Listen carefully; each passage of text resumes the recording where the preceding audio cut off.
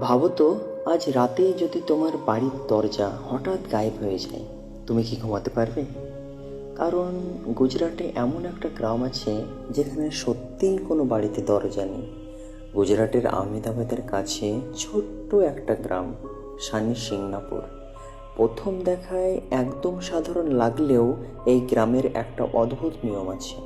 এখানে কোনো বাড়িতে দরজা নেই, হ্যাঁ একদমই নেই। শুধু খোলা প্রবেশপথ, না তালা, না কোনো সিকিউরিটি। তবু আশ্চর্যের বিষয়, এই গ্রামে প্রায় কখনোই চুরি হয় না। গ্রামবাসীদের বিশ্বাস, এই জায়গাকে রক্ষা করেন স্বয়ং শনি দেবতা। অনেকে এমনও দাবি করেছে, যারা চুরি করার চেষ্টা করেছে কিছুদিনের মধ্যেই তাদের জীবনে নেমে এসেছে অদ্ভুত বিপদ।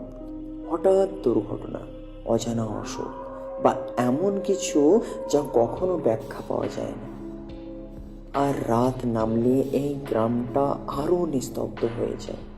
চারিদিকে অদ্ভুত একটা অনুভূতি, যেন কেউ সব কিছু লক্ষ্য করছে। তবে প্রশ্নটা হলো, যদি সত্যিই কেউ পাহারা না দেয়, তাহলে এত বছর ধরে এই গ্রামটা এত নিরাপদ থাকছে কিভাবে? তোমাদের মতামত কমেন্টে জানিও।